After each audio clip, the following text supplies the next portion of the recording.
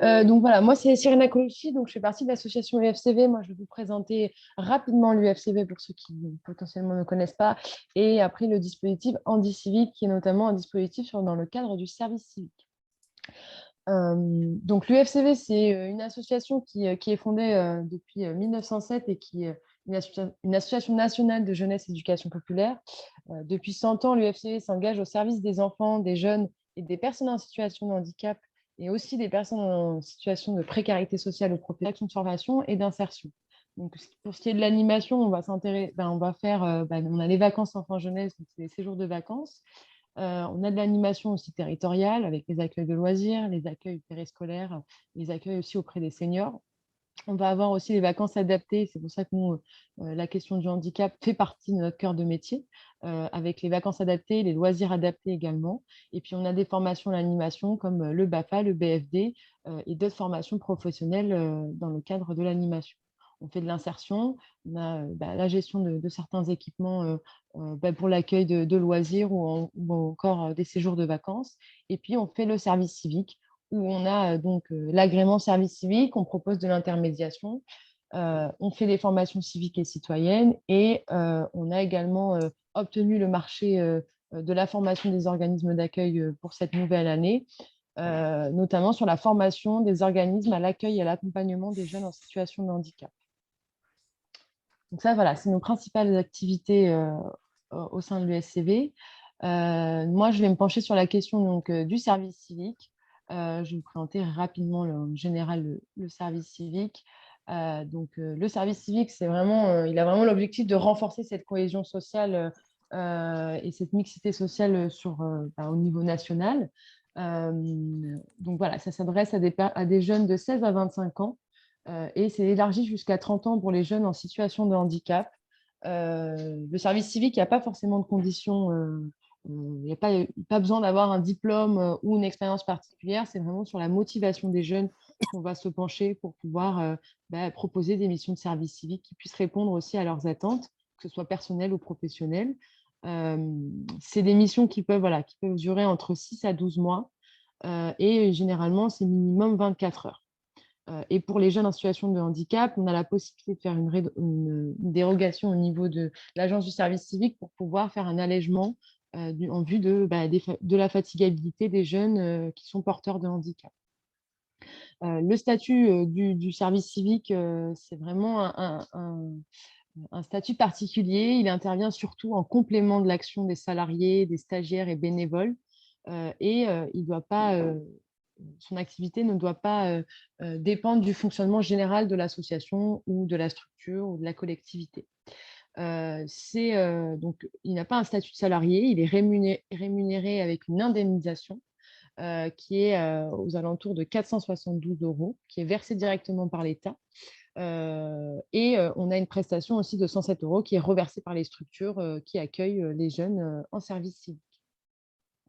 On peut très bien, en tant que service civique, être étudiant, pouvoir faire des études à côté de son service civique, mais aussi avoir un petit boulot. Ça permet aussi d'avoir un complément de revenus. On a plusieurs thématiques qui ont été définies par l'État sur les thématiques du service civique. Donc, on a de la solidarité, de l'environnement, la culture, le loisir, la mémoire, la citoyenneté, l'éducation pour tous, la santé, l'intervention d'urgence en cas de crise, le sport, le développement international et l'aide humanitaire. On a beaucoup de thématiques, hein, donc on a beaucoup de propositions de missions au niveau national. Donc, il y a des missions pour tout le monde et en fonction des envies de chacun, que ce soit de la nouveauté pour certains, de découvrir de nouvelles thématiques ou alors d'approfondir des thématiques particulières au vu d'un parcours particulier, professionnel ou autre, ou de formation. Alors, généralement, on a une étape sur le service civique. Généralement, c'est une période d'intégration. On a des bilans qui se font au cours des missions de service civique pour vraiment accompagner le jeune sur le déroulement de sa mission, mais aussi sur son projet d'avenir. Le service civique, c'est aussi un accompagnement au projet d'avenir, qu'il soit professionnel ou personnel. Ça permet aussi d'accompagner ces jeunes sur cette question-là. Et puis, on a la formation civique et citoyenne et la formation PSC1 qui sont pris en compte dans le service civique. Puis après, on a un bilan, bien sûr, pour voir un petit peu où en est le jeune, quelles sont les évolutions et comment valoriser aussi le service civique. Donc ça, cette présentation-là que je vous ai fait jusqu'à là, c'est de manière générale le service civique. Là, je vais vous présenter le dispositif handicivique, qui n'est pas un service civique spécifique aux personnes en situation de handicap, mais qui est un dispositif d'accompagnement. Euh, donc, parce que le service civique, c'est possible pour les personnes même en situation de handicap, dans le cadre où c'est élargi jusqu'à 30 ans pour ces jeunes qui ont une reconnaissance. L'objectif de ce dispositif, ça va être vraiment de favoriser l'engagement des jeunes sur les missions de service civique, en contribuant à lever les freins. Les freins, ça peut être l'information aussi à l'accessibilité, savoir que jusqu'à 30 ans, je suis en capacité, j'ai la possibilité de faire un service civique. Les freins aussi liés au handicap, par rapport aux aménagements, aux appuis spécifiques que le jeune peut demander. Et donc, dans ce cadre-là d'accompagnement et de pôle ressources, l'UFCV va faire l'intermédiaire entre le jeune et l'environnement qui gravite autour du jeune et les structures d'accueil de volontaires.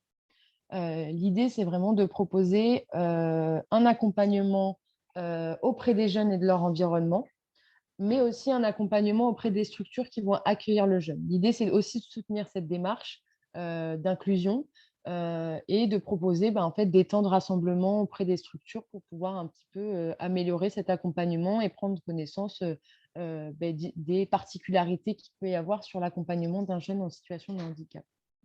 L'enjeu de ce dispositif, c'est vraiment de renforcer l'universalité du service civique, qui soit vraiment ouvert à tous et que ça puisse amener vraiment vers une société plus inclusive et surtout respecter l'autonomie du jeune et l'intégrité du jeune qui puisse accéder à une mission de service civique, peu importe les difficultés qu'il puisse rencontrer par rapport à son handicap.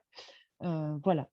Donc l'idée, c'est vraiment de développer un dispositif qui soit un dispositif d'accompagnement, que ce soit pour les jeunes et les structures, mais aussi un dispositif ressources.